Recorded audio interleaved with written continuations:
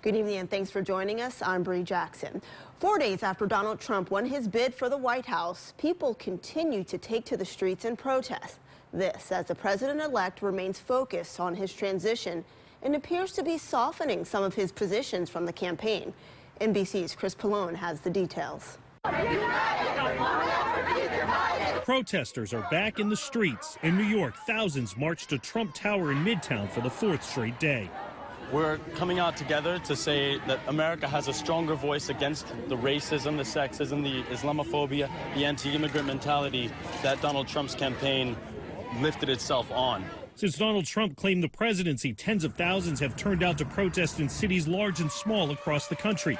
Among others, Chicago, Atlanta, Miami, L.A., and Indianapolis. What I'm afraid of more than anything is losing the America that I believe in. Most protests have been peaceful, but hundreds have been arrested.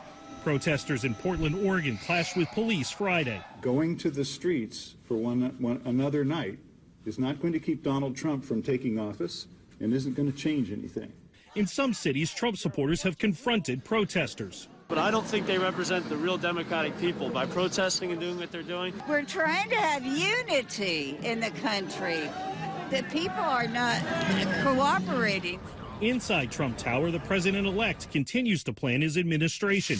Trump appears willing to adjust some of his campaign promises. In an interview airing Sunday night, he told 60 Minutes there are parts of Obamacare he'd like to keep intact. Are you going to make sure that people with preconditions are still covered? Yes, because it happens to be one of the strongest assets. You're going to keep that? Also, with the children living with their parents for an extended period, we're going to very much try and keep that. A shift, perhaps, from trying to win votes, trying to win the support of a nation struggling to come together.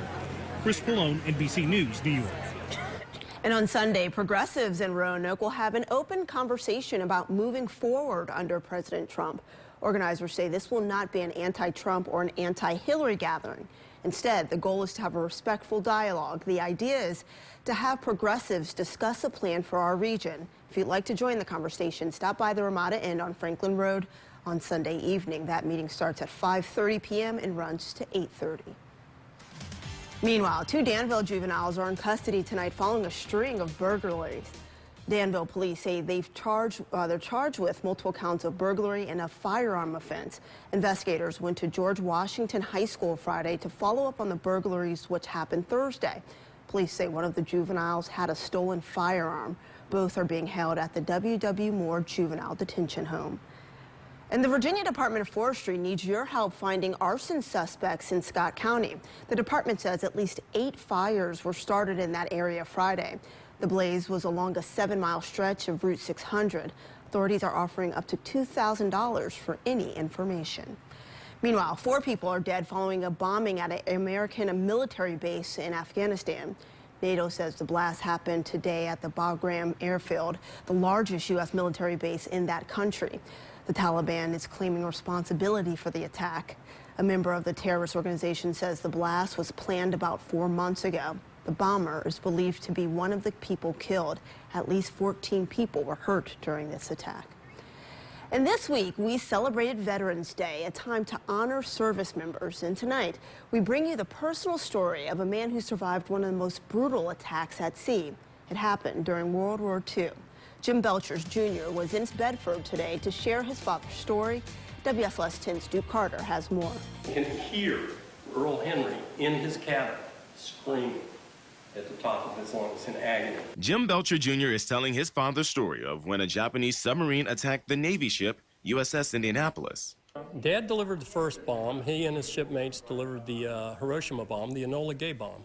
It eventually led to the Japanese surrender during World War II. Belcher says his father, Jim Belcher Sr., was a Navy chief petty officer during World War II.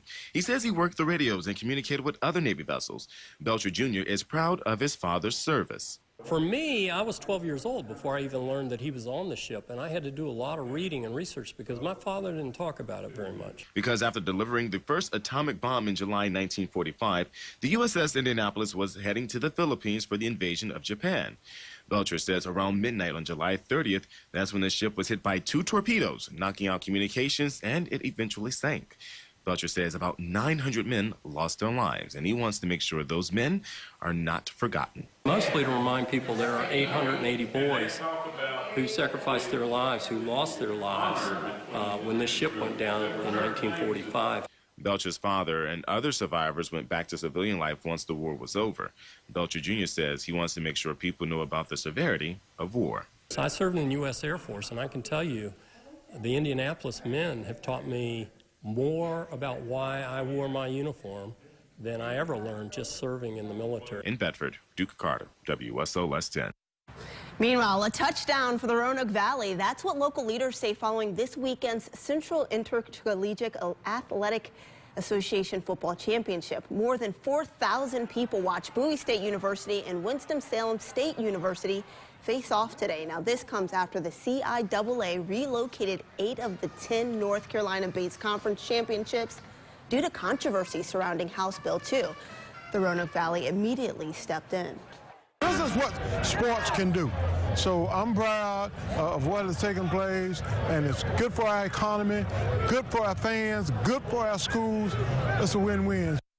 And speaking of when the Rams won the championship, WSLS 10's John Appicello will have highlights from this game coming up later in sports.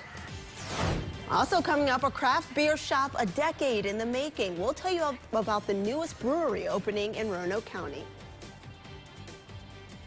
And the next WSLS 10 Shredathon is coming up on Monday in Danville. It's from 6 a.m. to 2 p.m. at the Shules on Sandy Court. And after that, we'll head to Roanoke.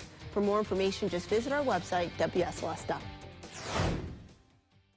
Closed captioning on WSLS 10 is brought to you by Grand Home Furnishings. A spiritual movement and